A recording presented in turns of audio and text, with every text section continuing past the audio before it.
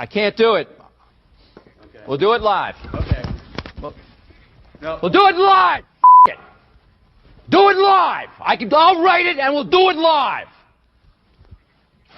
Thing sucked. Yeah, it does, Bill. Welcome in, kiddos. It's the Daily Puck Drop. It is Tuesday, January 27th, and we've got a great show for you today on this Tuesday. In a few minutes, we'll talk to John Canzano, johncanzano.com, the bold-faced truth. And then we've got Danny Kelly from The Ringer, talking all things NFL, of course, the Super Bowl, Seahawks, coaching candidates, everything with Danny Kelly coming up here a little bit later in the program. And we missed him yesterday. He was on father duty, but he's here today, the Dugar Report with Michael-Shawn Dugar, brought to you by Georgetown Brewery. He will stop on by after Danny Kelly. We'll talk more Seahawks there with Mike. He's got a great story, by the way, up today at The Athletic, athletic.com. They've got deals all the time, and if you wait another day, they're going to have another deal. Okay, that's what they do at The Athletic, all right? And that's why we love them. They're on JSN, the relationship with Jackson Smith and Jigba and Devin Witherspoon. All right, so all of that coming up on today's program on this day. We'll also get to that, and we wrap up every single show with, hey, what the puck. We'll talk Emmanwori. I'm going to piggyback on something we brought up yesterday with the go-to guy. And again, we'll get to Canzano here shortly, then Danny Kelly, and then Michael-Shawn Dugar. As always, we come via the Limback Lumber Studios. We could not do this wonderful, world-renowned show every single day without the support of Limback Lumber. They are your trusted number one lumber source, all in the Pacific Northwest, and they've been doing business since 1930. So you know what? They know what they're doing, okay? Tell them Puck sent you. Shop local if you can. Don't go to the big stores where they wander around in those orange vests and they have no idea what they're doing. They don't understand lumber. They're just there. They don't know where anything is. Shop local. Limback Lumber is your spot. Give them a call, 206-782-3487. Visit them at limbacklumber.com. You can visit me on social media. Boy, that's a place of open thoughts and dialogue, is it not? Puck Sports everywhere except for, I don't even think, is TikTok working or is TikTok done? Did someone ruin TikTok? I mean, I don't know what's going on. I don't go on TikTok. I just post the videos there because my daughter told me I should post videos there. But she also told me that it's over. It's finished or something. Anyways, Puck_sports there on TikTok. Visit pucksports.com, by the way. We do have all of our audio and video shows up there. Plus, there is a link to sign up to become a Pucks Posse member. What a time to be a Pucks Posse member. You support everything we do here free daily, Monday through Friday. Plus, we give you 3 bonus shows a week for your membership. Also, chance to win a prize package every month as well. We got the Sports Pit with Matt Stretch Johnson coming out later today. We've got baseball to talk about. We do it every single week with the Inside Pitch with Ryan Divish on Wednesdays and KJ Arntz with the one and only Mitch Levy coming out on Thursdays. And we got baseball around the corner, too. Speaking of that, weeks away. We'll have more content throughout the baseball season. All right, I'm going to piggyback on something we said yesterday before we get to John, talking about Nick Emmanwori. And I'm going to make this way premature claim that he's got a chance to maybe be the greatest defensive player that this organization's ever had. And I'm going to go back on what I said yesterday, and I'm old enough to remember him. Some of you may be old enough as well, or you don't remember him at all. But I do believe, even though that Bobby Wagner is probably the most decorated Seahawks player. I think he's the most he's the player on defense that's been the most, has been named the most all-pro. Cortez Kennedy won Defensive Player of the Year. Kenny Easley won Defensive Player of the Year. Now, I make an argument that with my eyes, Kenny Easley was the greatest defensive player I've ever seen. And for those who never saw him, we've said it before, the comp with Kenny Easley's always been he's as big as Cam Chancellor, hits like Cam Chancellor, plays in the box like him, is physical, but is as fast as Earl Thomas. That's always kind of been the comp for him. And Cortez Kennedy was, the greatest defensive tackle the organization's ever had, but he played on terrible teams. Bobby Wagner, from the get-go, came in as a rookie. Utah State was phenomenal. I haven't seen anyone since Easley play the position that Nick Emmanwori plays. And in fact, he might actually, in a weird way, can almost do it better than Easley. I mean, Easley didn't play down in the box like this. Didn't go play linebacker. Didn't go and make plays like this. I mean, Chancellor did, but Chancellor couldn't cover like this guy. This guy on multiple occasions last week was matched up one-on-one with Puka Nacua and broke up passes for intended for Nacua. He started 11 games this year. His stats aren't going to match up with even guys that are going to be up for Defensive Rookie of the Year this year. The kid out of Cleveland is probably going to win at the Browns linebacker. He just has better overall numbers. He's the betting odds favorite to win it. Is he better than Nick Emmanwori? I can't say that he is not because I don't really watch him play. I've seen like highlights of him. I am hard-pressed to find there's a rookie defensive player better than Nick Emmanwori, but that's just, we're biased, obviously. But 2.5 sacks, 81 tackles, 11 games started this year for Emmanwori, 1 interception. If you compare it with these other guys I've talked about in their rookie years, Cortez Kennedy started only 2 games. He didn't do much his rookie year.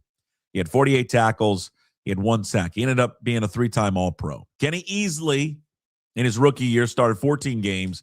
He had 3 interceptions. He was 4th in the Defensive Rookie of the Year voting. Now, Bobby Wagner separated himself from everyone his rookie year. Came right in, started, and was like one of the best.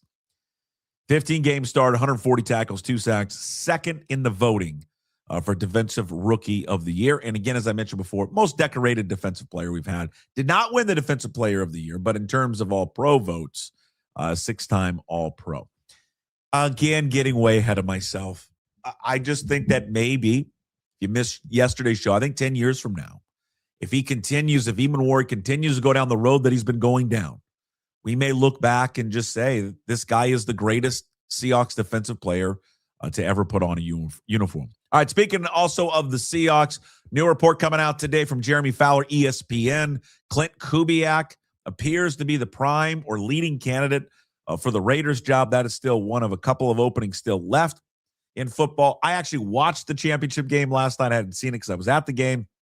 And Brady, who is a minority owner of the team, really did speak pretty glowingly about Clint Kubiak. So we'll see if they lose Clint Kubiak, but they can't talk to him until, I think, is it February 9th?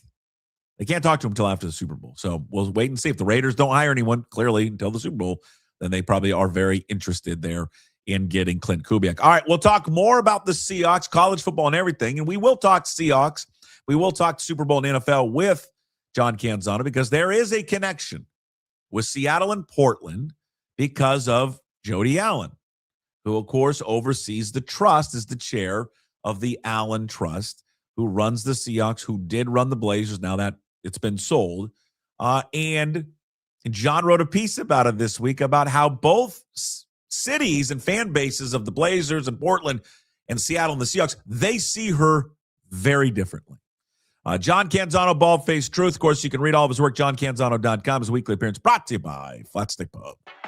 If it's fun you desire, it's fun you're going to get at Flat Stick Pub. It doesn't matter what the occasion is, whether it's date night, guys night, ladies night, or large group event, Flat Stick Pub's got you covered. They have 6 great locations across the Pacific Northwest, from Pioneer Square to Kirkland, South Lake Union, Spokane, Bellingham, and Redmond. All locations offer the best pub experience in Washington. 2 rules at Flat Stick Pub: drink local and have fun. Pretty simple. So if you like to have fun, love local beer, and great tasting food, make Flat Stick Pub your next spot. Visit them at flatstickpub.com. And without further ado, ladies and gentlemen, hailing from Portland, PDX, the home of the greatest airport in the world, and the Acropolis, where you can get a steak and a salad bar and watch a girl hang upside down, which is being sold, by the way. Sold. God, I'd put some money together. You were tuned into such things, Puck. Oh, I had a standing weekly lunch date down there. When I lived there. Wow. Every Thursday around 2 o'clock. Can we make this whole segment about your standing weekly lunch date? Boy, John, listen, I don't go to them anymore. Once I had a daughter, 16 years ago, I was like, yeah. I can't do it. And it's not some moral stance. I just couldn't look up there anymore to go to a gentleman's club and go, no, I can't do it. But I will say this, going back to my days in Portland, when you'd get a steak at the Acropolis, that was a great bonus, right? It was a great steak, and it was like $5. But the highlight of that place was a salad bar that is 5 feet from a main stage of a girl that literally is in a G-string upside down, and you're putting baby corn on your salad. Yeah. There's just nothing like it. Nothing in the world that prepares you for that. That's what makes that place I've driven by special. many times, have never gone inside, and I'm telling you, You missed out. there's a whole bunch of mystery going on in that parking lot, though. I mean, you look at the Of cars course. that are in that parking lot, and you're like, Yeah. what? Like, can we just do a slice of life, throw a dart, and do a Yeah. story on, this person who's gone inside on this Yeah. Wednesday? Yeah, well, Thursday, Wednesday, Thursday, Tuesday. Yeah. Uh, Standing lunch date. Yeah, standing lunch day was great. JohnCanzano.com, Bald-Faced Truth, of course, his YouTube channel. Go check it out at John Canzano. Again, brought to you by Flat Stick Pub. So you wrote about it and you detailed it at JohnCanzano.com. You put some audio and video up on Instagram, your all the social media channels about it. Yep. But this Jody Allen, it's interesting because you ask people here in Seattle, and you're like, love Jody Allen. She's great. And now we always have to remind people she's not the owner of the team; she's the chair of the foundation. So, or the trust there for Paul Allen. But in Portland, she is not well liked, John. No.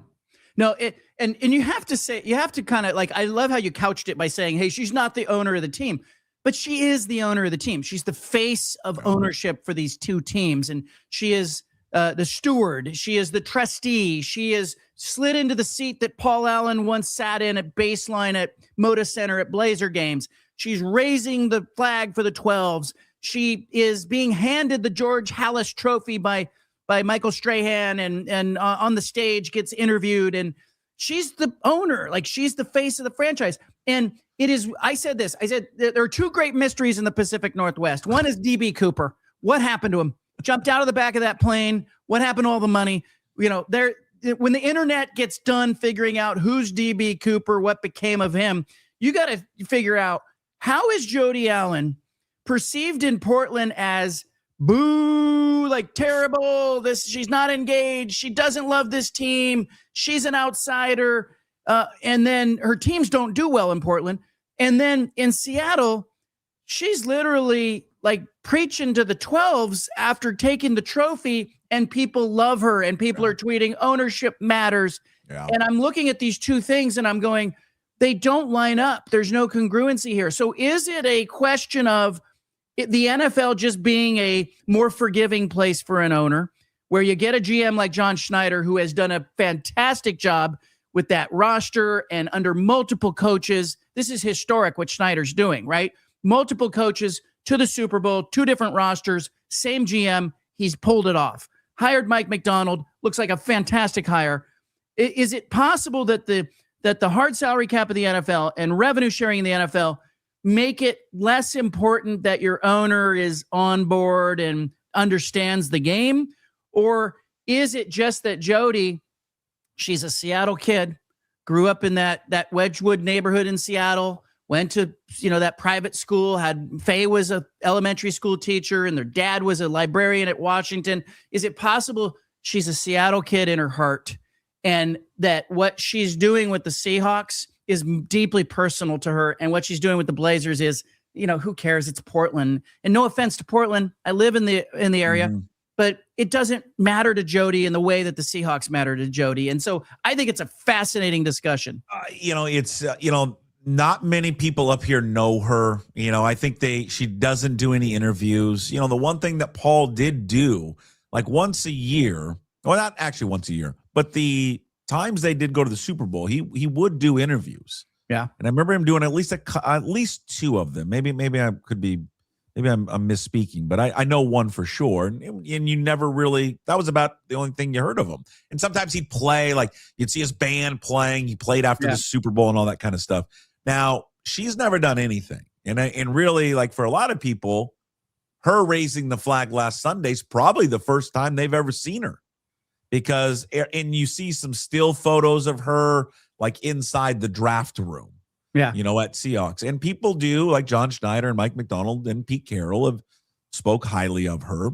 But I don't know how much say she has with the Seahawks. I don't know what she actually does behind the scenes. I don't know if anyone really knows that. I think probably a lot has to go into it between how she's viewed here and how she's viewed there. Is probably success, right? Seahawks have been successful and Portland has not. Well, also her demeanor. I mean, she's at the Blazer games on the baseline. she doesn't look like she wants to be there. And she's not smiling. She's not gregarious. What we saw from her, and granted, it's a NFC championship game, raising the flag with enthusiasm. And then on that stage, she was euphoric. Now, I would have loved to have had her say, hey, this one's for Paul, like some kind of mention of her brother in that moment. I think that was a miss. I think probably going back, I'm trying to give her the benefit of the doubt. She's excited. She's on the stage. Sure. She's playing to the crowd. Strahan's only given her one question, one answer.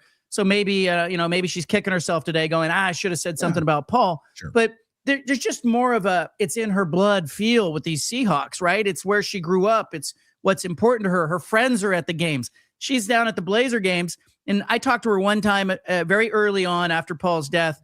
She passed me in a hallway. We exchanged just a couple words. Paul, I did have one-on-ones with him twice.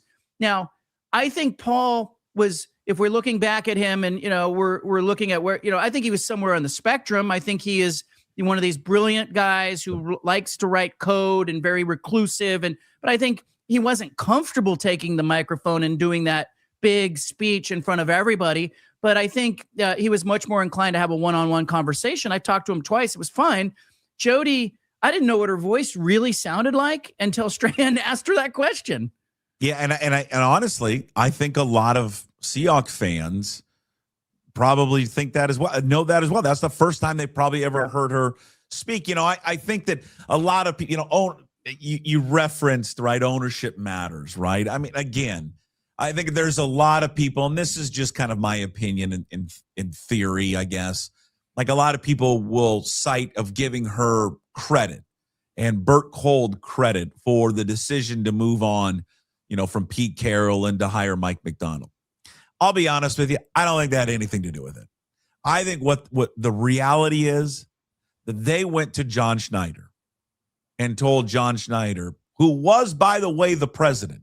He had that distinction before Pete Carroll left, and said to him, John, this is your call.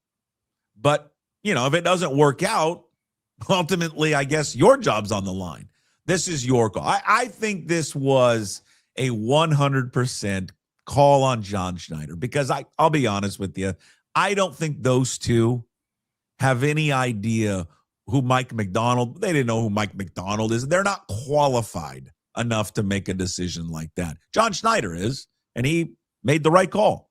I want to give him credit, though, Puck, because I do think getting out of the way is part of being a good owner or That's a good trustee. Jerry Jones, not out of the way in Dallas, and it's hamstrung that organization to the point where they can't get much right. They're not the Dallas Cowboys as we remember them. And I think part of it is that, Jerry Jones fashions himself as the general manager and pseudo coach. And, I don't know if he's telling the coaches who to play, but it sure feels like it.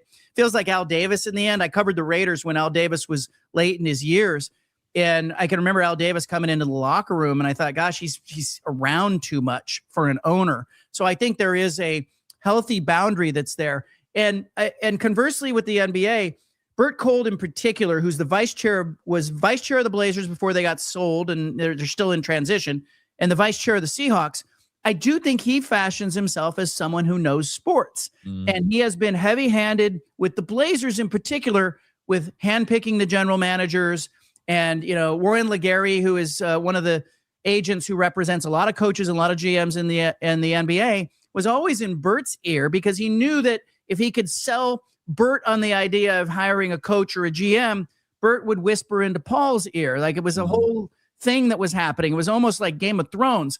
And so I do think Bert, watch Mike Macdonald's very first time when he walks into the practice facility or walks into the team facility with the Seahawks.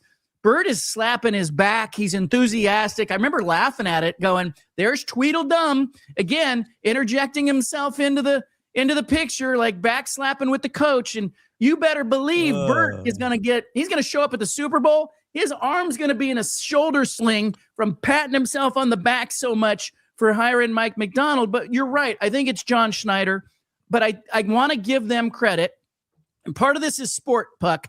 In no other way would we do this. In sports, you watch the winning team at the end of the game. There was a 4-point difference between the Rams and the Seahawks. One of those franchises is a failure. They got to go do some soul searching. And the other one is going on to spend 2 weeks talking about how great they are.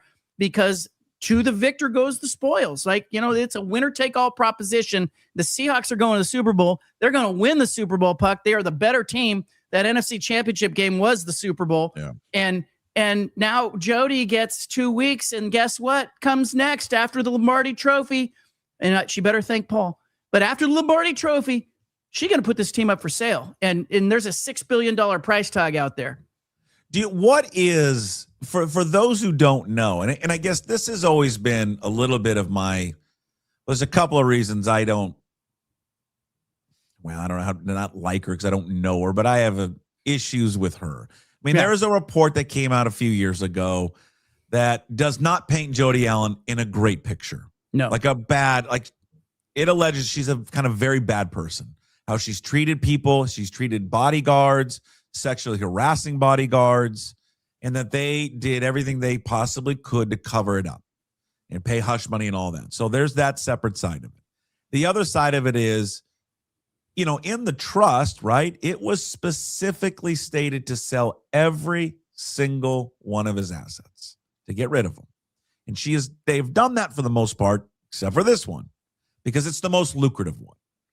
And I'm wondering, is she trying to hold on because she likes the fame of being an NFL owner, right? Of what that carries and that status of it, because he had no intention to make her the owner.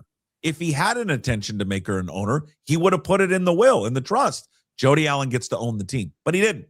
He said to sell it. And she hasn't done it yet. Now, I don't know what the time frame is. No one seems to have pinned that down. Is it 10 or 20 years or what? It was like 10 years from 2018. What is the definitive timeline of when she is supposed to sell the team? Well, there's a couple things here. One, some of the stuff that you're talking about absolutely is worth looking at. I mean, there was an allegation of smuggling giraffe bones. Yeah. What do you need giraffe bones for? I don't know. These are wealthy people problems. There was the allegations from the bodyguards. I have heard from multiple people that Jody is not a pleasant person to deal with. But a lot of that interaction comes through the lens of the Trailblazers. She's a very, very different person, almost a split personality in dealing with the Seahawks. I find that Seahawks fans love her. Blazer fans performed cartwheels as well when she sold the team. But there was that provision in the Seahawks deal with the city where if they sold prior to 2024, that the city got a big piece of that. They got 10%. There was a penalty there. So I think there was some push to delay the sale of the Seahawks. But you can tell what Jody valued, maybe more than what Paul valued, by the order of operations here. Like in math, we have an order of operations, right? In the trustee liquidating art and real estate and the yachts and all of that, it was not this. None of this was personal. You could tell the way that it was handled. It was just auction, go.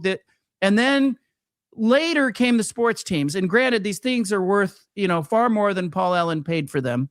But I think if Jody didn't care about the Seahawks, we already would have seen them kind of go. It would have been Blazers, Seahawks, bang, bang, let's go. But I think there is a little bit of a, hey, I want to hold on to this thing. Now, I have talked with people who have worked directly with Jody at Vulcan who tell me there's a little bit of queen bee in her personality, that she likes to feel important, that she likes to, when she's in a meeting in the room, command the room and be the important person. And some of that comes with the wealth of being a pseudo billionaire. And by default, she is the de facto billionaire here. She has taken over Paul Allen's estate, her brother's estate. She's calling the shots, tremendous amount of leverage in that. But I have wondered if she would want to stay involved with the Seahawks, become a minority owner, have some kind of connection with this team, because it does feel far more personal to her than the Blazers or anything else that was in his estate. And so I have wondered, can she afford the whole team? Probably not. She probably doesn't want the whole team. But would Jody Allen want to stay on and say, own 5% of the team in perpetuity and keep it in the family? There may be a legacy play there that she has explored and she's interested in. There may be something else going on, or maybe it's just enough. Like, her friends have seen her raise the flag. Her neighbors in Seattle that she grew up with know that she was here when they rose up and go to this Super Bowl and win it. Maybe it's enough, and maybe she says, I've done everything I can do. And much in the same way that the Boston Celtics got sold after winning an NBA championship, it kind of surprised everybody. Maybe the Seahawks are the next to go. And by the way, it'll set a record in the NFL. But I am fascinated by all of this. I don't think she's a great person. You know, I've heard, you know, the story that I think tells the most about Jody Allen that I have heard came from a long-time business that operates in the Portland area. When they were building what is now the Moda Center, there was a bunch of bidding that was going on, and a lot of the contractors had to go to Seattle and meet with Jody to get her to approve what they were doing in Portland. And so this longtime business that had, you know, been like, was a generational business, 40 years old, had to drive up 3 hours to go sit in, you know, Jody's office. And Jody left the guy sitting in her waiting room all day. Finally, someone came out and said, she can't meet with you today. The guy drove up like 6-7 hours to just say, hey, you know, this is the small piece of the building that we're bidding on. And she basically blew him off. Didn't even have the courtesy to come out. I mean, it's a small little thing. Don't know what was happening in her life that day, but it tells you something about how she kind of views people. And I think there is a little bit of a kiss the ring mentality when it comes to Jody, but she got the stage. I'm not begrudging her. She got there. This team looks great. She gets to take credit for it. We're going to hear 2 weeks. Like, just wait for the national stories in the week before the Super Bowl. It's all going to be about Jody and Paul's legacy, and Tweedledee and Tweedledum are going to take a victory lap, and that's okay. I'm all right with it. Go read the story. It's a fascinating piece, johncanzano.com, about the relationship with Jody Allen in Portland and Seattle. We haven't talked since the national title game. Indiana wins it. They capped the perfect season. It's a great story. Mendoza and Cignetti. Now comes the part where how long does it take before people start hating them? Oh, I think it started already. Has it already? Yeah, I think the Indiana fans, I covered at IU 1998. They were bad. I was a beat reporter on that beat, so I know that fan base. It's not that different than Washington State or Oregon State's fan bases. Like they just felt like they couldn't do anything right, and you know they had success in basketball, but the football team was just getting its teeth kicked in. And so this is a great story, but let's not get carried away with like this means anyone can win it, because this is still a Big Ten team that's getting $60 million plus in media rights money every year. Indiana tapped into something with the NIL and portal era where they made a really good hire in Curt Cignetti. He's a great coach, fantastic, obviously. But they also very quickly funded him in a way that like a lot of schools should pay attention to. And so I do think like looking at Miami and Indiana, like people will say, oh, these schools are so different. They're really not that different. They both had donors that were funding the way. They both made good hires that were strategic in their own way, with Cristobal at Miami and Cignetti at Indiana. This is good. It doesn't mean anyone can win it. It just means like, you know, anyone in the Big Ten that doesn't think they could win it should look at Indiana and see what they're doing. But I think there's some hate already for the IU thing. It's like, okay, you've had your fun. Now it's somebody else's turn. But I think they're going to take a step back next year, too. You look at his roster. He won with old guys. He had a bunch of 23, 24-year-old players on that roster. To his credit, that's where the game has gone. But he's going to be young next year, younger, and he's not going to have the JMU guys that have been in his culture for 4 or 5 years. The decision of Dante Moore to come back, I would think that was a pretty easy one for him, or it was something that he debated? I mean, that's a no-brainer. Didn't Indiana decide that for him on the first play of the semifinal game? They were like, you're not ready, Dante. And then he fumbled twice more. He didn't look ready. He's 20 years old.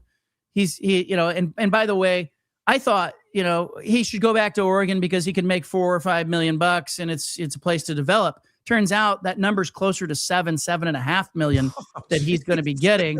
And I think, you know, if you're a person watching college football, if you look at the early entry quarterbacks who went to the league, there's only one. You know, Alabama's guy took off and Simpson went early. He's the only one of the 53 underclassmen that declared, if you had eligibility and you were a starting quarterback in Division I football, only one decided to go. Everyone else came back. So this is the trend. Dante Moore is not an outlier here. He's doing what everybody else his age is doing, staying in school, making money, pretending to go to class and developing. He's 20 years old. The story out of Duke, right? The quarterback and Duke now have reached a settlement, right? This was very similar to Damon Williams. He goes in the portal, has a deal with an NIL deal with Duke. Duke says, "We're not letting you out. You signed a contract. You got to stay." He fought it. They end up reaching a settlement because he went in the portal and the destination was Miami, and that's where he's going to go is Miami. To me, this is just like Washington fans have taken this victory lap like they changed the sport. The only difference is that Duke went to court with him, and someone is paying the buyout. Yeah. Now, who that someone is probably Miami. And to me, the only difference between this story, Damon Williams, and LSU is LSU just looked at him and said, not worth it. We're not going to pay you $5 million and then another $4 million to buy you out. And that's the only reason he's back at Washington, because if an LSU would have bought him out and paid the difference, then he would have been at LSU. Yeah, this is no different than coaches, leaving to go on a buyout somewhere, Right. And go to a different school. Not only are you paying your coach, you have to pay your old coach you fired. You have to pay. So there's a lot of consideration there. It tells me that Miami's got money. The whisper in the stadium at Hard Rock Stadium on game day of the CFP championship game was that he was coming, right? And that was the whisper. Like, Mario's got his quarterback to replace Carson back. Mensa's coming, and so I was not surprised to see that there was some legal wrangling afterwards, and also not surprised that the donors at Miami have apparently stepped up and paid for him to get out of that deal. And that, that's going to continue. And Miami, Mario Cristobal was smart. He left a really good job at Oregon, and everybody else who left Oregon before him, Willie Taggart left, Chip Kelly left. These guys had problems. Nobody had success. Nobody recaptured the success they had at Oregon. Cristobal deserves some credit. He wasn't just going home to come to any old school. He was going home to go to Miami, where he had a donor in John Ruiz, who was writing blank checks at the time. And now there are other donors who are involved. Ruiz isn't even the main donor anymore. Last thing before we let you go, Big Ten schedule coming out today? Yes. Okay. Keep an eye on anything? the West Coast teams. How the Big Ten has not protected these 4 teams from the old world Pac-12 that have come in. They had a bunch of disadvantages in the last schedule. I expect some of that to be rectified. Meanwhile, the Pac-12 is meeting this week, Puck. They are meeting tomorrow and Thursday and Friday in the Bay Area. They're going to come up with their scheduling model for 26. I expect it to be pretty creative. I'm going to keep an eye on that, but that's not going to be released, I don't think, until early February. Okay. We'll be on the lookout. And I lied. I got one more. Yeah. Thankfully, you're alive. Oh, my gosh. So tell people what happened. Somebody hacked your Facebook and said no. What happened? There's just, we all know that Facebook deals in the art of misinformation. There's a complicated world for our kids and ourselves to navigate. But I started getting calls over the weekend from people that were saying, "Hey, are you alive? What happened?" It started on Friday.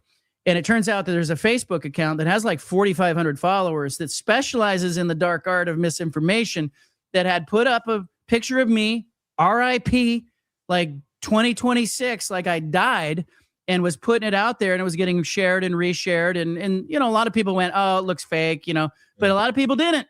Yeah. And so people were calling and texting and sending their condolences. We had one guy who said, "Is there anything I can do for the memorial service?" At first it was funny to me. It was kind of like, okay, yeah, I'm dead. Hey, I'm important enough to be fake dead. This is great. Like, people all right, cared about you. Yeah. Yeah, I've made it. So, but then after a while, like, I actually got a call from one of my former endorsements, car dealership that I endorsed. This nice lady who owns this car dealership. She was in tears, left me a voicemail message. She thought I was dead. And so I immediately looked at this Facebook profile. They also had Joey Harrington on life support. They had Dan Lanning leaving for undisclosed injury. Like, it's just, this is what it does. It's an algorithm, and I'm sure that Facebook is getting overrun by these kinds of accounts. But the thing was, I reported it, and Facebook did nothing. I reported it multiple times. Facebook eventually took it down yesterday. And what Facebook said was, I claimed it was an intellectual property IP violation, that it was a copyright infringement because they had taken my photo. And that's how I got it removed. Facebook didn't care that it was a scam. Facebook didn't care that it was inaccurate. They cared that it was a possible copyright infraction. But I'll tell you this, having had a near-death experience, Puck, I can tell you that, we need to think of our simpler days, the days when we drank water out of a hose in the summer and it tasted like metal. We ate Pop-Tarts any part of the day. Our parents told us, get outside, don't come in till it's dark. I long for those days and less of on our phones, relying on social media. Yeah, hungry man dinners too. That's the thing right there. All right, you're the best. JohnCanzano.com. Thank you, John. We'll see you next week. Good to be alive. There he is, John Canzano. JohnCanzano.com. Yes, he's alive. Thank God. All right, let's transition over to the NFL. He joins us every single week to talk football, to talk NFL, and whatever else we come up with. He's a Netflix star, ladies and gentlemen. When you watch Ozarks, it says you're finished with Ozarks. What do you want to watch next? It's the Ringer Fantasy Football Show with Danny Kelly. Our NFL coverage, as always, brought to you by Georgetown Brewery. Drink Georgetown Tavern Beer, your new locally brewed domestic-style lager. 4.2% alcohol. Cheap, good, local. Danny, they did it. They Back won the Super Bowl. They won. They won. It's already it's been written. They've won. I love it. I want to know where your heart rate was, knowing you as you watch it as a fan, right? As a fan that thinks the worst is going to happen to his favorite team. Right. Correct. 4th and 4. Rams going in. Who do you think is going to catch the pass? I thought it was going to be Puka. Okay. Is that what you're talking about? That play down? Sure. Yeah. I thought it was, obviously I thought it was going to be either Puka or Adams, and they were going to have a good matchup and get it. I thought they were going to get it. It was a huge play, obviously, by Witherspoon. If you watch the play, you're talking about the one where I want to say Kyron Williams came out of the backfield. He was the target of the play. Yeah, they're all talking about how it was a busted coverage, that the Seahawks played it wrong. Well, whatever happened, I think it was DeMarcus Lawrence picked it up coming out of the backfield. And that to me, when you watch it, it didn't really look like a busted play. It looked like he saw what was going on and helped out because I don't know who was. It was Love. It was Julian Love. I think because he did lose a step on the play. Yeah. And so, obviously McVay, the famous screaming into his play sheet after just fuck. Yeah. I kind of like McVay's play sheet, by the way. It looks like it's just a piece of paper. Yeah. Where everyone else has the big laminated thing. He just has like a piece of paper he picked up at the hotel and says, I'm going to scribble down my plays. He had the Holiday Inn Express print him out. That's what it looks like. But yeah, that was an incredible play. Obviously, good job by Lawrence. I mean, again, man, it's just crazy to think about some of the key plays these guys that came in this year made. Like Lawrence was one of them. Obviously, man. The other play that almost killed me was when Lawrence got Stafford in the backfield, and then he slipped out of it and got the first down. That's when I thought they were destined to lose. Yeah, that was for me. I thought, oh my God, if DeMarcus Lawrence can't bring him down. Brutal. Like they're just kind of destined to lose. That was, look, we called it, right? It came down to the freaking final play. I'm so glad they didn't get a chance to do a Hail Mary because that would have probably given me a freaking aneurysm. See, I thought it was going to be Colby Parkinson that was going to catch the winning touchdown. I mean, I could see that. Yeah. That would have been apt because he's been a huge part of their offense all year. I mean, he's been one of their big touchdown scorers. Obviously, the revenge narrative for the Seahawks. Sure. All of it. Cooper Kupp got the last laugh though, didn't he?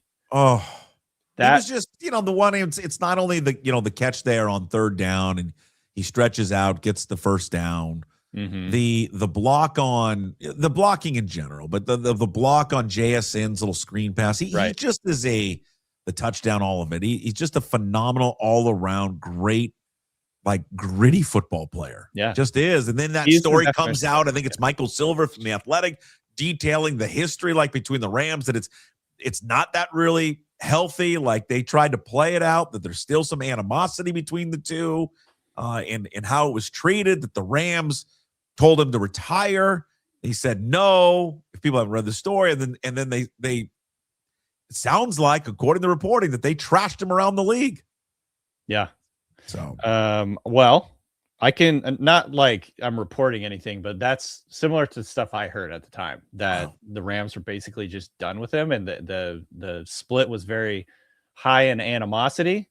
And I did hear some sort of trash talking about Kupp on the way out. And so it's very fascinating that this is all coming out.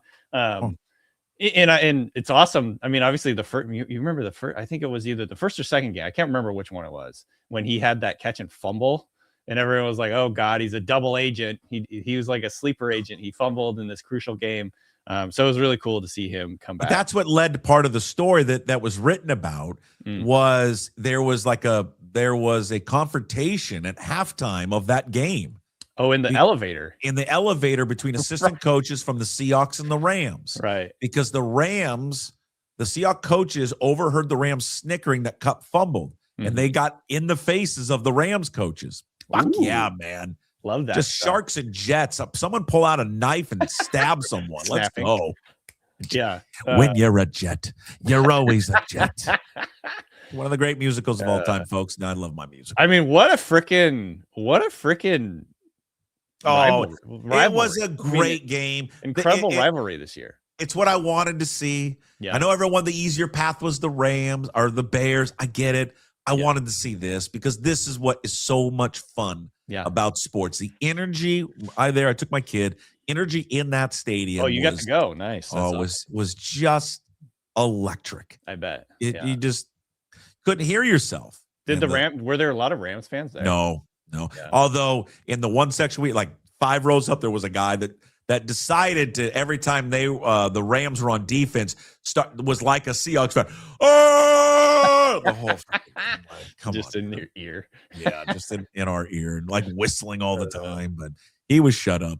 He was shut up pretty quickly. It was just a phenomenal game, phenomenal season out of nowhere. Both teams out of nowhere, right? You got Patriots beginning of the season were 80-1. The Seahawks are 60-1, and here they are. This is the according to the preseason odds, this is the most unlikely Super Bowl matchup of all time in terms of the preseason odds. Yeah. Which is great. Does it feel like this is the same thing we talked about, I think, when the Seahawks beat the 49ers to go to the Super Bowl? It does feel like that was kind of the Super Bowl, and now we're going into the actual Super Bowl. Obviously, you don't want to no one's looking past the Patriots, but that game was just so intense and such a great rivalry. Now I'm like, oh, now there's another game. There's a Super Bowl here. Okay. Yes, in a way, because of the rivalry between the two teams. Now, what was on the other side of that year was an historic offense. The best offense of all time. And you're like, oh my God, like we're really going to see how good this defense is. Now we found that out real quick, how good it was. Yeah. This feels different because I think, and it's hard it doesn't matter how you feel. It's not going to change the game. If you and I or anybody else is overconfident about it, right. I think they're going to smash them into the ground. Man, and I hope so.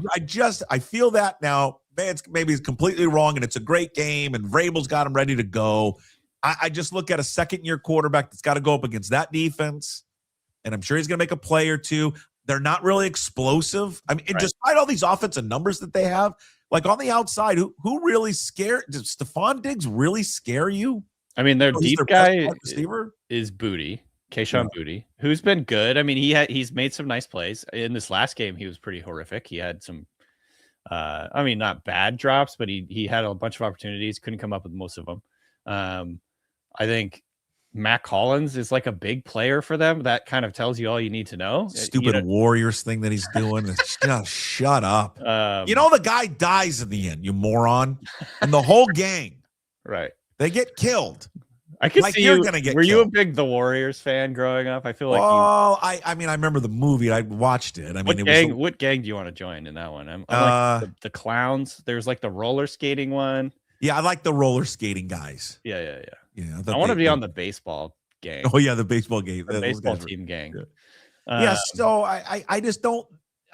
It's a great story, and the guy that we reference this all the time, your guy Aaron Schatz at DVOA will tell you. Listen, you look at these stats, and Patriots right up there. statistically and everything, that they can almost compare with Seattle in a lot of areas. But I don't know. I watched that, and I know the weather was a factor, Danny, in the second half, but not in the first half. Right. The weather wasn't a factor, and they just didn't do anything. I thought I texted my buddies during the game. I'm like, Broncos are winning this. I thought the Broncos were in control. And then, like you said, the second half started snowing. The Broncos made legitimately one or two big mistakes, and that was the difference in the game. I mean, like the Stidham fumble, backward pass fumble was obviously a game-changing play. The decision to not kick the field goal, go up 10-0 was a big game. What would you have wanted to see them do? Kick the field goal or go for it? I honestly, in the moment, I didn't have a big problem with it. Yeah. In retrospect, when the weather changed, I was like, oh, they probably should have taken the points at that. Well, for sure. And I wonder, and people have speculated, did Peyton know? Peyton know the weather was coming?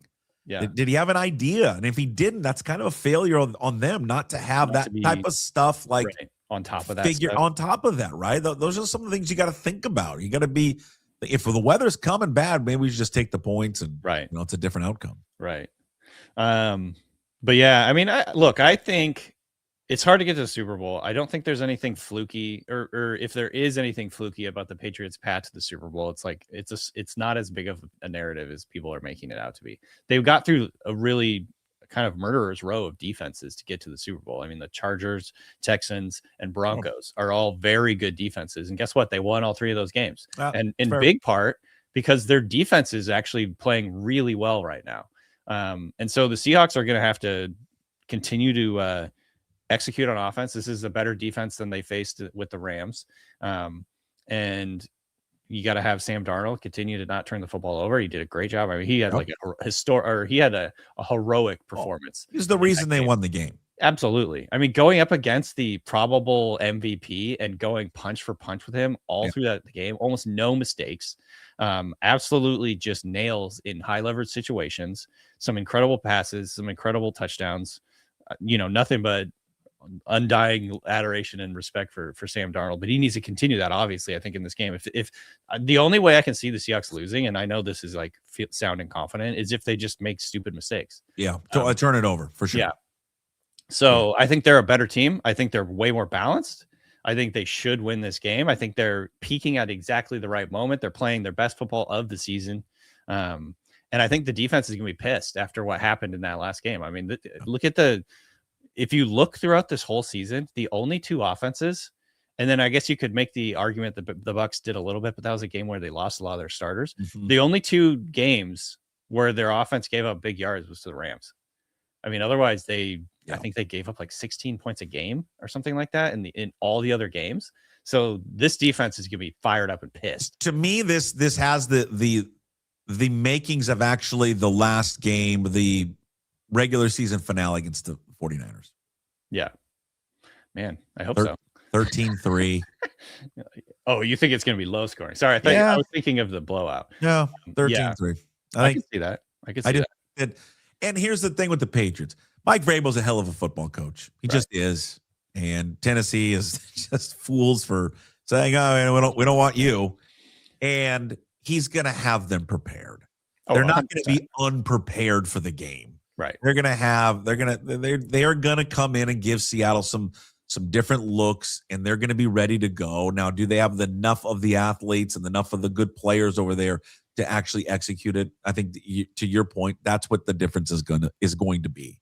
They've really increased their blitzing. They didn't blitz a lot during the regular season. I think as Aaron pointed that out when he wrote a preview of the game, they've really doubled that up here in the postseason. And they do. You watch them against the Broncos. I know they're playing a backup quarterback, but they fly around. I mean, they don't have any big. That's the thing about it. They don't have any big names, right? Guys that stand out, but they can get after you a little bit. And so, and for sure, May has played a great season. And I think the one area, I guess, if you look at them, you go, one thing that Seattle hasn't seen this year defensively is a guy that's pretty mobile.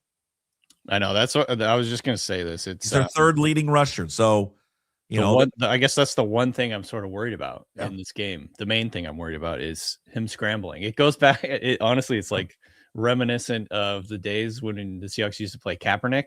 Yeah. And he was just so dangerous with his legs. They're covering everybody downfield. They got everybody plastered. They're plastering to all the receivers, and everybody's covered up. And then the pass rush just barely misses, and he runs and gains 40 yards. On Sure, of course. I mean? That's the kind of plays. And honestly, that's the entirety of the Patriots offense against the Broncos last week. So that's, I guess, the one thing that kind of worries me in this game is what are they going to do to spy Drake May? How are they going to rush him? Are they going to kind of like what they call like mush rush, where you kind of keep him in the pocket? Sure. I don't know. It's going to be really interesting. I think that's part of the chess match that we're going to see is like, what is Mike Macdonald going to come up with to keep him in the pocket and not escaping? Danny, I've already proclaimed that I think Nick Emmanwori has a chance to be the greatest Seahawks defensive player ever. React. You want me to react to that? Sure. That's certainly a possibility. Good. I mean, considering what he's done as a rookie, God, he's it's funny. I was like looking at my draft guide from last year, and I was like, where did I have him? I had him at like 40, which I think was like a little bit above consensus, but certainly not. And I think I don't remember what pick he was. It's probably somewhere right around there. Hold on, was he like 35? Yeah, I think they traded up to early part of the second round. They did. They traded with Tennessee. So. And then after they drafted him, I think they said we would have been willing to take him in the first round. We were like trying to trade up into the first round to get him, and it just didn't work out. And I remember thinking at the time, like, oh, that might have been a little bit rich for my blood, but I do like him. I'm excited about him. He's a really, really athletic, like truthfully one of the biggest, like best athletes we've ever seen at the position in terms of his height, weight, speed, explosiveness, all that stuff. But where he's really shocked me the most is just, it felt like he was a little bit raw coming into the NFL, like a little stiff in coverage. And he has been absolutely nails in coverage. It's crazy. How about that out pattern to Nakua? Yeah. I mean, he's like breaking up way more passes than I would have ever expected. I thought like he's going to be a downhill guy, like really good against the run. They can use him as a blitzer. He's probably going to be a little bit of a vulnerability against the pass, but they can kind of move him around and make him and get the most out of it. But man, he has been sticky in coverage. So he is just, and this is like what I love about the draft is so many guys when they get to the league are totally different than what you expected. You know what I mean? Wow. Like Puka Nacua, a great example. It's just like a contrast. Like he was a 5th rounder. I mean, and I always like to say this, the Rams took Davis Allen in the 5th round before they took Puka Nacua. They had 2 5th rounders. They took Davis Allen. And it's just like crazy to me that teams and, obviously if teams would have known what he's going to be in the NFL, he would have been a 1st rounder. I think there was injury concerns and whatever, but I mean, he was their 2nd, 5th round pick. And he has turned into one of the best, if not the best receiver in the NFL. I have concluded that I think that Puka Nacua might be the guy that I would least want to hit in the NFL. Yeah, he's made out of cement, man. He is so tough. Cement, iron. I would not want to hit that guy. Boy, Riq Woolen.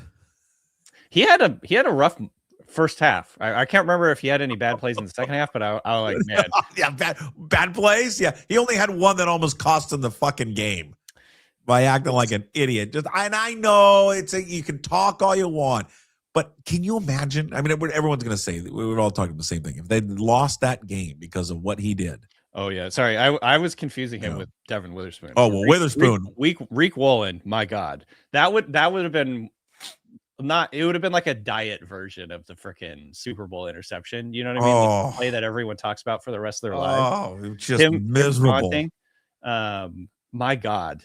And it was like the whole sequence of events was just like a freaking horror movie. I mean, first off, he probably should have picked the pass. I mean, that's the thing. He dropped an interception. Still a good play because it's 4th down. You're forcing a punt. In that situation, I think the Seahawks were up by 11 or something at the time. Yeah, up by 11, maybe go down and score, and then you really just then the game is over, and you win comfortably. Instead, he gets a penalty, automatic 1st down, and then immediately, and I gotta admit, like I love McVay right at him, like fucking awesome. I think maybe that was the highest I've ever respected Sean McVay, and that's like a high bar. He just goes right at Woolen on the next play. And then that fist bump on the sideline, like, F you, man. Fuck you. Yeah, I love that. I mean, honestly, like, obviously I hated it, but respect. I mean, that's like pretty badass. Yeah. That would have gone down, and conversely, it would have been like a legendary sequence of events for the Rams. Of course.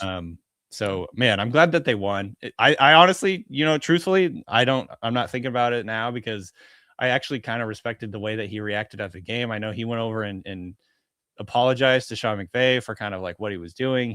McVay really didn't look like he wanted to get a handshake from him at that time. Right. Yeah. He was like, "Who are you? Get out of my face." He's like, no. But still, I mean, I respect the effort. And then obviously he went on social media and was like, "Sure, I'm sorry." Like, and I honestly, like, truthfully, what he said was like, you're out there, your blood's flowing, you're playing with your boys. And I get it. And honestly, like, I get that. Like, some guys just get it like mixed up in the moment. And honestly, like, that was a really stupid play. But, this is like, I said this after the game. I'm like, how many times a game are you jawing at the other sideline? Probably like 45, 50. He just did it for a little bit too long. Yeah. Or maybe a lot too long. But yeah, I think all is forgiven. Thank God they won that game. I did respect how he reacted to it after the game and was basically just very humble about it. Looked like I made a huge mistake. I'm really sorry.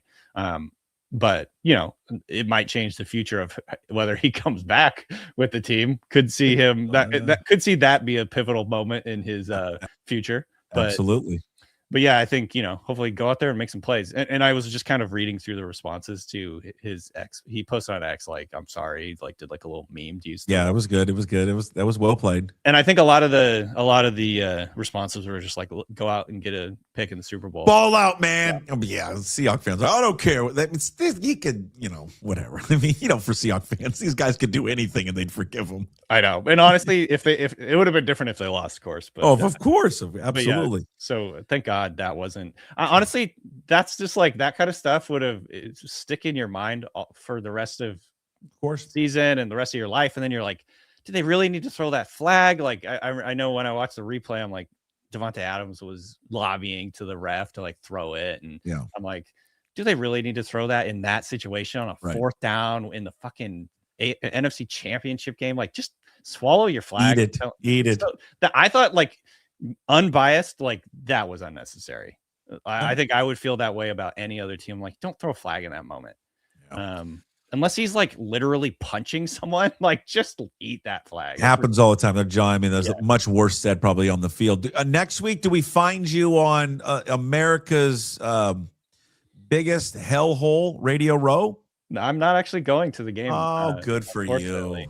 Good for you. This was decided before the Seahawks and Patriots were in the Super Bowl. Too expensive. The Ringer crew. No, the Ringer crew is all going down to LA. We're doing a bunch of stuff in studio.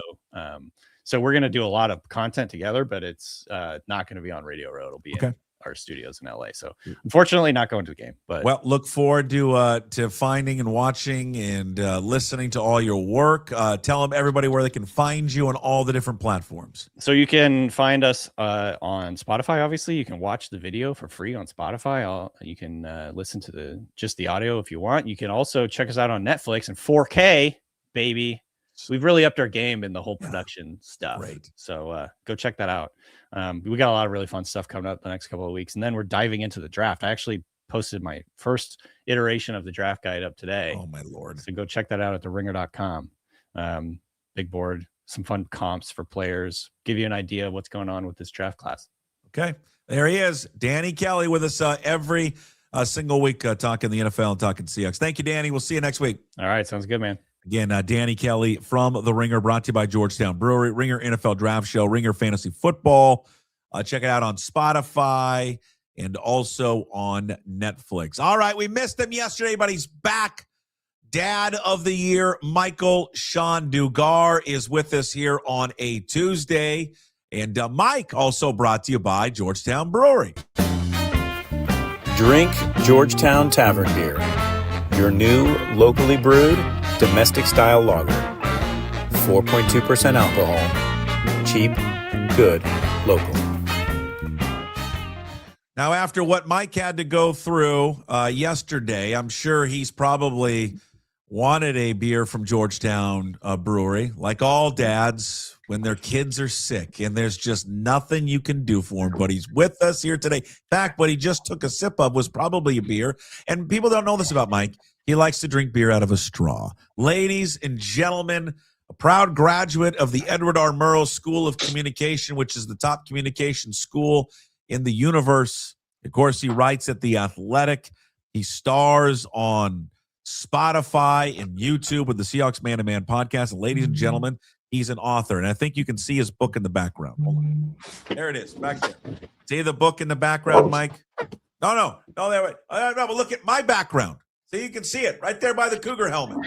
Oh, there we go. There we go. We got Mike's book there, the franchise story of the Seattle Seahawks. He's all brought to you by Georgetown Brewery. Well, that was a fun game to watch as a fan, and probably a fun game to cover as a reporter. I know you guys don't have rooting interest, but it just was a high level of football being played on that field last Sunday. And I don't let anybody tell me they don't got a rooting interest once you're covering the conference championship. Everybody wants to go to the Super Bowl, Puck. I mean, I was like, yo, come on, Ginger Cuz, have a big game. Have a big game today, man. It's the greatest nickname ever, that is a by good the one. way. Sam Darnold, Ginger Cuz. Who gave him that nickname? Is that Lynch? Marshawn. That's Marshawn. That's Yeah. He tweeted when they won the division. You can't say the first part. Well, I can. The first part of the congratulatory sentiment. The second was and Ginger Cuz. That's a direct quote. Ginger Cuz. Yeah, that was a Marshawn Lynchism. That was great. But yeah, I mean, I've been getting texts like I won the Super Bowl. People are telling me they're happy that I'm going down there. Like, what did you do? Morning. Hey, congratulations, Mike. You're like, I write stories and I interview the guys. I didn't do anything. But I am going. Yeah, I am going. I will be there. I booked my flight last night, 2 nights ago. Yeah, I'm going. So it's excited, my first Super Bowl. But yeah, that was objectively just a good game. I mean, the Rams and Seahawks gave us two of the 4 best games this year, playoffs included, in the NFL slate. And I would argue the Thursday night game was probably number 1.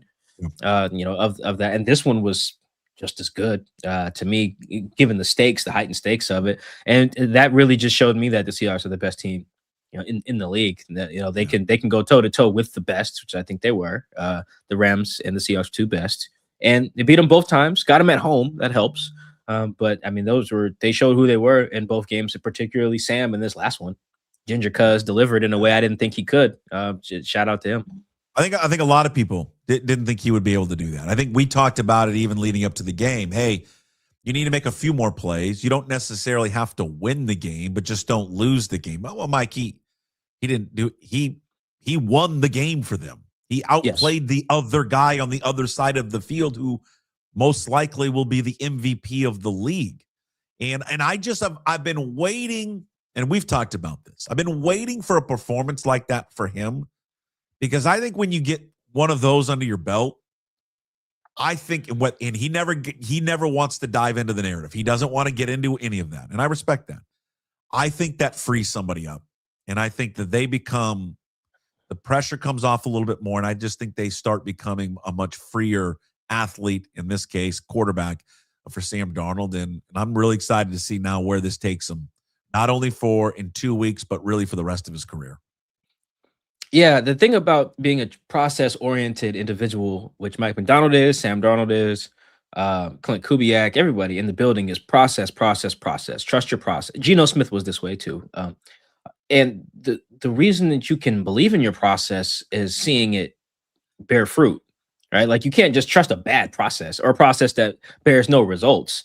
And I think, to your point, that's what Sam just got and what he's had in a few games this year. I mean, you look at their 3 high stakes games, quote unquote high stakes, that they played the last 3 games for the 1 seed, for the divisional round, for the conference championship. Sam has been nails. I think he's completing over 72% of his passes, 668 yards, I believe it is, 4 touchdowns, no turnovers. I mean, trust the process, right? The process has bared fruit on Sunday or Saturday, whenever they play the game. So if you're Sam, it's like, all right, I don't need to adjust my process. I should keep getting my massage at this time, acupuncture at this time, film at this time. Like, it's proof is in the pudding, I guess. And you can say process all you want and try to ignore outside noise, but if your process doesn't get you results, you got to change something, right? Whether it's something about what you're doing, what your coaches are doing, and Sam and all those guys on offense, everyone who's associated with the run game as well, can say, all right, our process is sound because look at that. Now we're actually getting the results of it late in the year. So yeah, I think that helps Sam and everyone quite a bit going into the biggest game of their lives. Yeah, he was sensational. And you look back on some of the touchdown passes, right? The one to Bobo, the one to JSN. I mean, he's got pressure barreling down on him. He's hit as he's throwing it and still completes the pass. I think and I think the other thing too is that final drive. I think the trust that Kubiak and Macdonald had in him, that 2nd and 7 play where they get the penalty on the holding on Cup. There's a lot of coaches, I don't know what the percentage is, Mike, they aren't throwing the ball in that situation. They're going to run it. They're going to play the clock even more. But they said, F it. We're trying to win the game. We're going to go win it right now. And they didn't complete the pass, but they got the penalty, which was really just as good. Yeah, I think the Seahawks offense was trending the wrong way for a little bit, but you look at the last, 6 weeks or something, they've damn near had what's my new favorite drive for the offense every week. That Rams game in week 16 overtime. To that point, that was the best drive that they've had. And then they had that 8-minute drive or something like that in week 18 to salt that game away. They were up 2 scores, but just to possess the ball that long and kind of take the spirit of the Niners, they missed a field goal at the end, but it didn't matter. Right. That became my new favorite drive because you got to have those type of big boy drives. And then in the divisional round, in the conference championship, same thing. It's like, all right, we got the ball, 4 minutes and change left. Do we need to score? No. What we need to do is possess the ball. Can we do that? And they did that. By the time the Rams got it back, there was 25 seconds. They had no timeouts, had to go 93 yards. That is in effect a game-winning drive. And that's just not something they were able to do earlier in the year. They didn't do that a lot against the Saints or even the Cardinals or the Texans. That's why that score ended up getting dicey towards the end because they couldn't run it out. And because they were able to do that, and to your point, throw the ball on 2nd down multiple times on that drive, that's the evolution of the offense, the evolution of Sam. And again, that's the proof of concept, right? If we just do our stuff, by the end of the year, we'll be where we want to be. And I did not think Sam could win the Seahawks a conference championship game with his arm. And that's exactly 346 yards, 3 touchdowns, efficient. Didn't really put the ball in harm's way. Had one questionable ball to Cup that I think got tipped in the first half. But it was otherwise nails, good decision making, tough in the pocket. That was an MVP type performance by Sam against the guy who I think is going to win it. Yeah, he was unbelievable. He really was. And I think anybody, not just Darnold, but anybody that's ever been put in a position like that, whether you're an athlete, someone of public, right, who has gone through, a lot of ups and downs in whatever career path they have, to see them kind of merge and coming out on the other side, to go through the fire like some of those people have. It's a pretty cool story to watch. Not finished yet, obviously, with the Super Bowl coming up. And I wonder this part about the Super Bowl, and Mike Macdonald would bristle at this and all that. I wonder how much does he have to guard with a letdown? This group doesn't seem like they'll have a letdown because they're playing for the Super Bowl, but you understand what I'm saying. That game, even though they'll never admit it, we'll talk about it. That was the Super Bowl because those were the 2 best teams. They're going to be favorites going into the game here in 2 weeks against New England. On paper, they're a better team. On film, they're a better team, and they should win the game, and should win the game comfortably, actually. Now, Mike Macdonald, I don't know if he's got to mention that to his team, but I wonder if that's at all the messaging. Hey, we have unfinished business, guys. Oh yeah, for sure. I mean, the best moment, not because it later resulted in me getting a shout out, but the best moment I thought from Sunday night was, Michael Strahan asking Mike Macdonald, hey, you were afterthoughts in this division. You had to go through McVay and Shanahan to get here. How does that feel? And he said, we do not care. And I was in the press box still watching because they don't open the locker room till everyone's in there. So I was like, I ain't got no reason for me to rush down. So I watched it and I heard that and I started laughing. I was like, yeah, he really doesn't care. Because for the world, that was their first time hearing such a sentiment. Me, I know I asked him that on August 28th. I said, and he referenced that in his radio show, that he laughed because he remembered you, and he specifically mentioned your name, that he remembered you asked the same question, right? In training camp. First day? Yep. This was in that little break between the end of preseason and week 1. So it was like August 28th, 29th or something like that. They had played all the preseason games, but I don't think they had cut down the roster yet. But that was my like question. I said, hey, how do you feel about where you stack up in the NFC West? Because I thought that was, and I later wrote that day, that is important. And it proved to be important. You quite literally had to go through your 2 division rivals to get to this point. But I bring that up because, as you were mentioning, like that probably was the Super Bowl, but Mike Macdonald, I know he won't view it that way. Like he is very consistent in when he said the back half of that quote to Strahan was, it's about us. It's always been about us. That is not coach speak. That is legitimate. He said that when there was 10 of us standing there watching.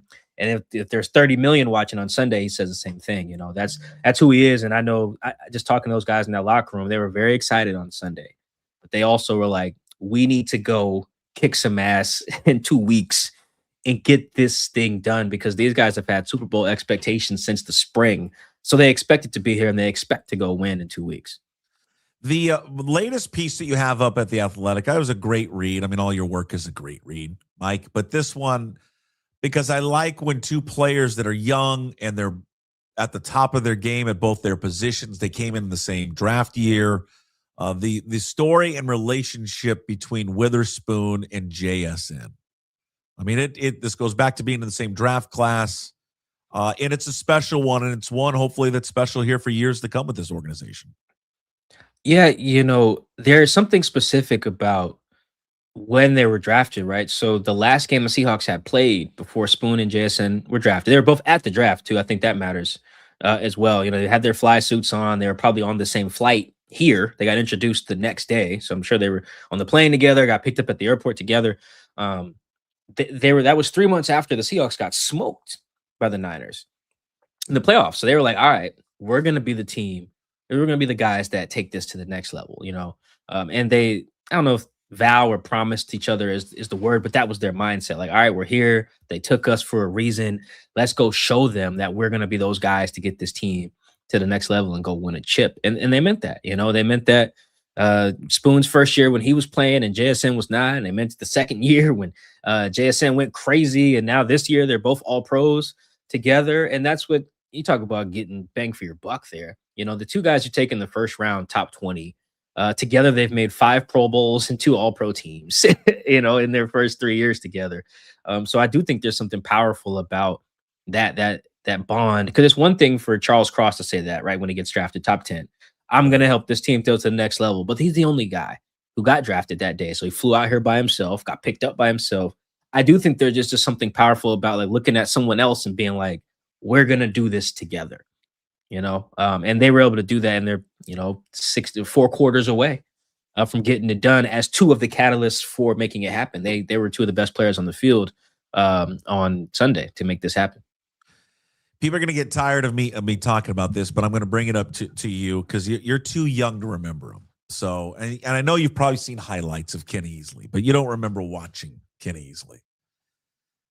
I think he's the greatest defensive player the organization's ever had. Now, he didn't have the longevity, but I just think he's the greatest player. And listen, there's great candidates, Cortez and obviously Bobby Wagner. I think in 10 years, we may be saying that the number 3 kid might be the best one. Oh, Nick Emmanwori. He is just so damn good. The thing that I always marveled at Kenny Easley was that he was so big, but so fast. And back then they would never bring him down so much to play like linebacker. Like he stayed back as a safety the whole time, but he'd get interceptions all the time. He was great in coverage and he would just lay a hit on someone. I watched this Nick Emmanwori guy come on down, play linebacker. Then he goes out and plays, you know, he's covering Puka Nacua in the slot. And I'm like, I just have never seen someone his size and athleticism be able to do what he's doing. He's just phenomenal. Like, I'm amazed almost every game watching him, how good he is. Yeah, he's about as good as it gets for that spot. And you can see the versatility. It's crazy. He can rush the passer. He can cover Devontae Adams, who he was covering on one of his 3 PBUs. His first one, actually, covering Devontae. And then on back-to-back plays, he had PBUs on the running back, I think Ronnie Rivers, and then on Puka, as you mentioned, and both on out routes, those were. And that's just not normal stuff. The Legion of Boom had like talented players, but the Swiss Army knife that Nick is really different than all of that stuff. Like Cam was like safety linebacker hybrid, but couldn't cover like Nick can cover. You know, he could maybe cover some tight ends and stuff, but tight ends were quietly the Legion of Boom's kryptonite a little bit there, even with Cam. So that's just kind of not the case right now. When you go ask Nick to go cover some guys, he needs to improve some zone stuff a little bit. But like, if you just say, hey, this is your dude, line up, go follow him. I mean, we've seen him now have PBUs this year down the field against Justin Jefferson and Devontae Adams. Like this kid can, he can play. He can play. And Nico Collins too, by the way, in a zone drop. So it's tough. That's a lot to ask for when it's all said and done, him being the best, but I mean, he's got the talent. The talent is there for sure. He's got the mindset too. This is a relatively like non-talkative team, but he has that attitude. I didn't get to quote him after the game, but maybe I'll try to run that quote later. But he was like, I asked him, hey, how's it feel that you guys showed who you guys were, you know, on the national stage, you know, in the playoffs like this? And he was like, yeah, I mean, that's what we expected. We're the best defense. You know, there was this argument about who's the best defense. That's dead. It's us. You know, maybe I should run that at some point. It didn't fit the story I wrote after. I wrote about Sam instead, but he's comfortable saying stuff like that because he knows that he can back it up and that his team will back it up. He's kind of the only guy like that, him and maybe Ernest. But it fits because I think every team needs at least one guy like that, like Sherm was for the LOB. And I think what's unique about this team, but really this draft class, is I think you've seen two rookies here in the last couple of weeks have done things that I think veteran players who still play the game and those who are retired, like on television, talking about it, going, that's kind of surprising to see them. Like I heard Jeff Saturday talk about how it kind of took him aback to see Gray Zabel pull Leonard Williams aside and tell him, hey, you know, you need to stop sliding here and just shoot the B gap. And if you do that, you're going to get right in for a sack. And Leonard Williams was like, okay. And then he did it and it worked. Then this last week, you saw that, you know, the first guy to confront Riq Woolen on the sideline wasn't Julian Love. It wasn't Ernest Jones, at least what we saw on TV. It was Nick Emmanwori. Telling him, like, what are you doing? You know, I just think that's rare to see two rookies kind of do that on a team with a bunch of veterans like that. Yeah, that reminds me of another quote from Nick that I didn't run. He was like, yeah, I think me and Gray are the best first and second round picks pairing in the league. Well, you got to write that. I need that tomorrow. Let's go. The problem with that one was that I came in while he was talking. So I don't know the question he was asked to get that. And when you quote a guy with a statement like that, I would love to know, was he let in with the questions when lead the witness? You know, I know that seems like a rare art now in today's world. Like everyone else probably would have been like, quote, Nick Emmanwori, me and Gray, blah, blah, blah. But I just don't like doing that because then I find out later the question he was asked. And then want to know why? Because you went to the Edward R. That's right. School of Communication. That's why I try to conduct myself, in a professional way. You know, I'm not trying to get quote tweeted by the player of like, this is what I really meant. You know, I don't need that. Although I think it's very clear what Nick meant. I was just erring on the side of caution. Sure. But yeah, to your point, like these guys, you can see, and I think I tweeted this last week when I saw Gray Zabel on Kay Adams' show. Like you can just see when you hear Gray talk, why when they interviewed him at the Combine or the Senior Bowl or both, they were like, we should draft this guy. Like, it just makes perfect sense when you hear him talk. I don't even need to hear him talk about football, though that clearly he knows that as well. We had another clip with Calais Campbell where they were kind of going over like some schematic stuff after he played them, I think for the second time. Like it's very clear he knows ball. He really wants to win. He loves his teammates. And he's just got the right attitude about like successes and failures.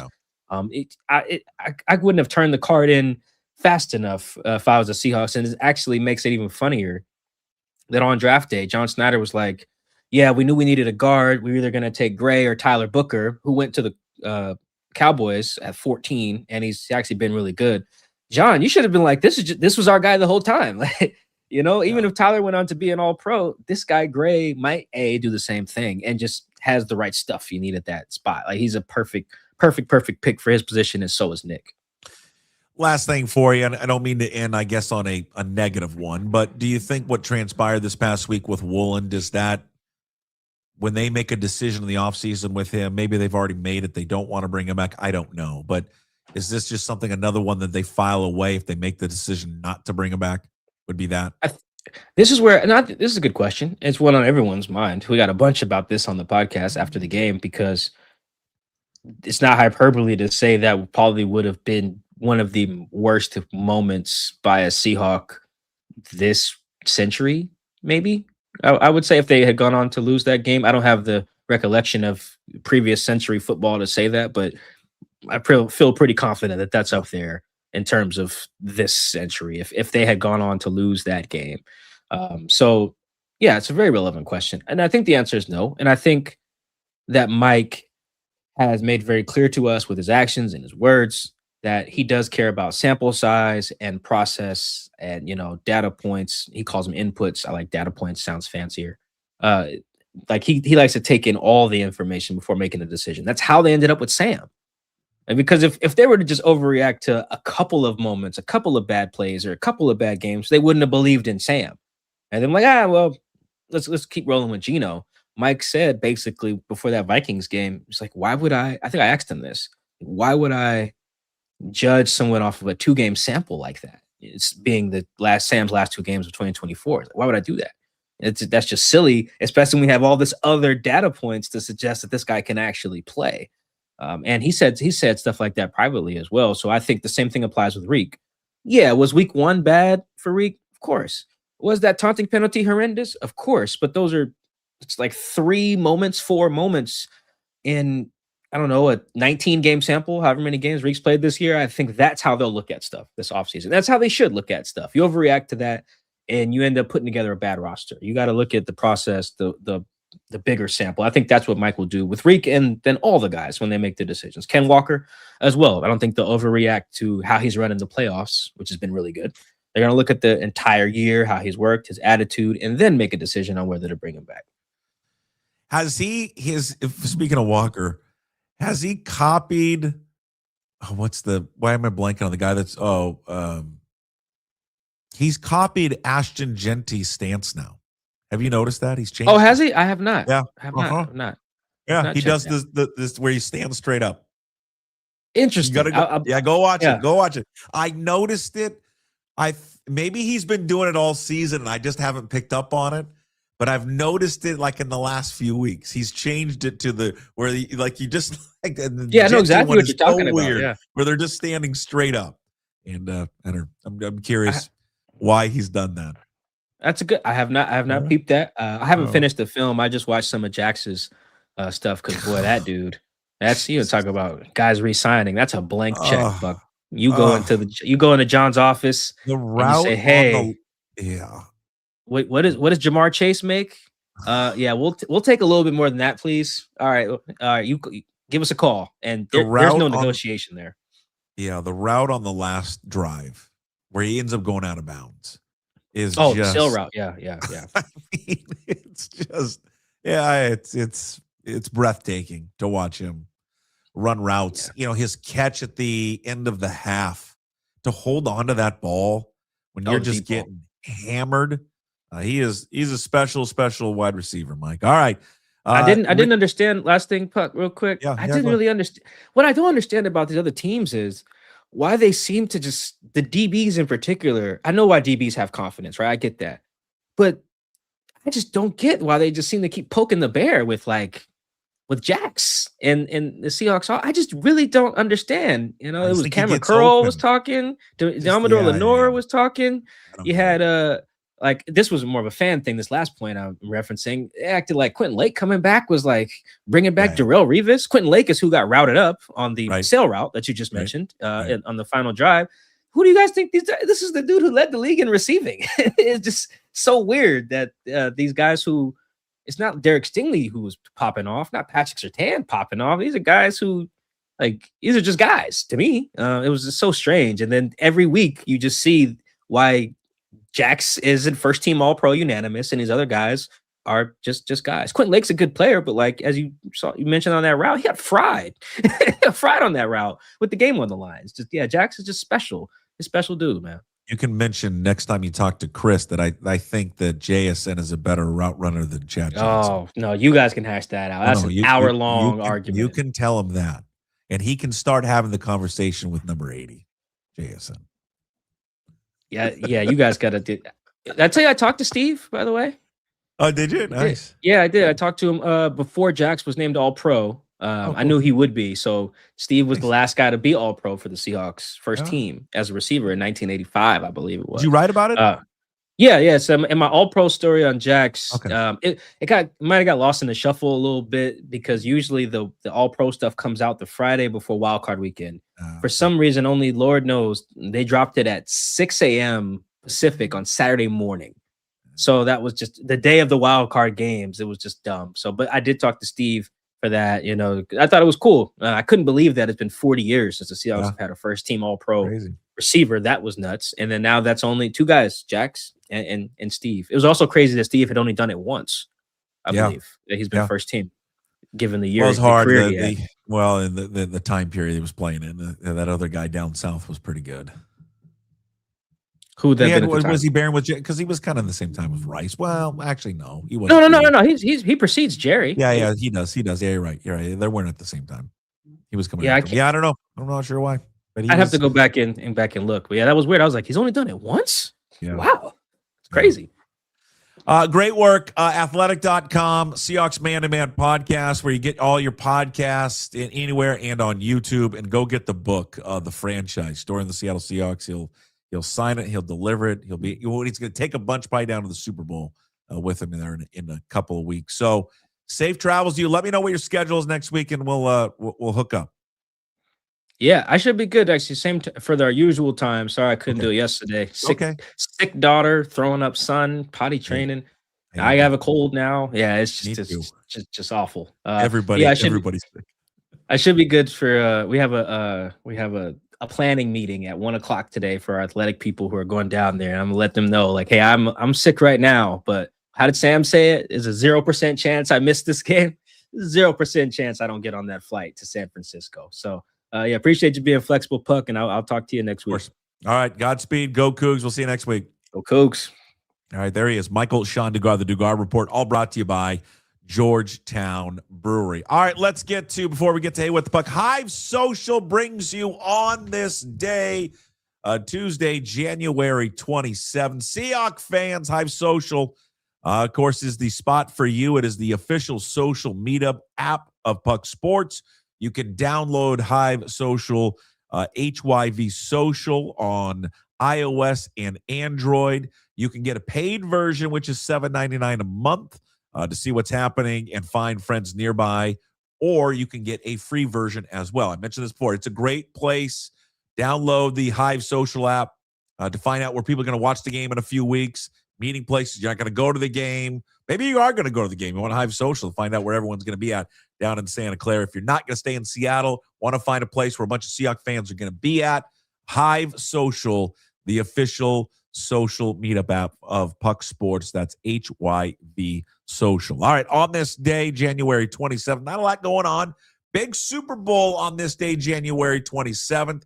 It was a good one. It went right down to the wire. It probably had the best national anthem of all time with Whitney Houston with the Gulf War and everything. 1991, the Bills lose to the Giants 20-19. Scott Norwood's game-winning field goal sails wide right. The Bills would lose that game. They'd go on to lose 4 straight Super Bowl appearances. They all lose. On this day, January 27th, not a lot of birthdays, except for musical prodigy Mozart. Hey, congratulations to Mozart. All right. He was born on this day in 1756. On this day, January 27th. Again, all brought to you by Hive Social, your official social sports or social media meetup app there for Puck Sports. Hive Social, that's HYV Social, iOS and Google Play. All right, we'll wrap up the show with Hey What the Puck, brought to you by Restoration One in North Seattle, your restoration company lets you avoid the stress of water, fire, and mold damage with their property restoration services. Locally owned and operated. Make them your first call when those damages affect your residential or commercial property. 206-817-8917 or visit restoration1.com, North Seattle franchise. Mentioned this with Dugar, mentioned it again. I think what you see in performances like Sam Darnold this past weekend and what he's done the past 3 weeks, I think sometimes when you see an athlete finally break through and have a really breakthrough performance, and he was great in the final regular season game, he was great in the divisional game, he was exceptional in the championship game. And I think sometimes you see this with athletes when they have that game in which they won the game, right? You can't say in the divisional game that he won that game against San Francisco or even the end of the year game. He didn't win that game. He won the game this past weekend. I can't wait to see what he does with that, because I think that breakthrough performance, even though he won't admit it, will free him up, will relieve some of the pressure that maybe he's internalized. And I think you're going to start to see now even a better version of Sam Darnold moving forward. I think you're going to see maybe perhaps a better version in the Super Bowl and a better version in the 2026 season. Because I think that sometimes you see that with athletes when they break through. And hopefully that's the case there with Sam Darnold. That's Hey What the Puck, brought to you by Restoration One, a local company. They're going to help you avoid the stress of water, fire, and mold damage. Reach out to them, restoration1.com, North Seattle franchise. Big thanks to everybody watching and listening to today's show. Thank you to all our sponsors, Lindback Lumber, Flat Stick Pub, Georgetown Brewery, also Restoration One and Hive Social. You can find today's Daily Puck Drop up on YouTube. Please subscribe to the channel. Hit that like button, leave a comment, try to get to as many as we can. Also find the Daily Puck Drop on your favorite podcast platforms. And, of course, up at pucksports.com. When you're there, sign up to become a member of the Pucks Posse. It's just $5 a month. You support all the free content that we do daily, 5 days a week. Plus, we give you bonus shows throughout the week. Tuesdays with Matt Stretch Johnson coming out later today. We'll have an Inside Pitch edition with Ryan Divish tomorrow. And KJ Arns with Mitch Levy, coming up on Thursday. We also now produce the Garage with Gas Take 5 podcast. A new episode is out. Comes out every Monday on YouTube and all podcast platforms. Big thanks, everybody watching. Thank you. Tuesday's show in the books. We'll talk to you tomorrow, Wednesday. Rob Staten, Jimmy Moore's back. And, of course, another edition of Inside Pitch with Ryan Divish. We bid you adieu. As always, we promise to be better. No shoes, no ties. Would anybody like to smoke some pot? Yeah. I was born to love. I was born to lick your face. I was born to rub you. But you were born to rub me first. What do you need my address for? We like to send out a mailer. Mother of mercy, I don't speak Japanese!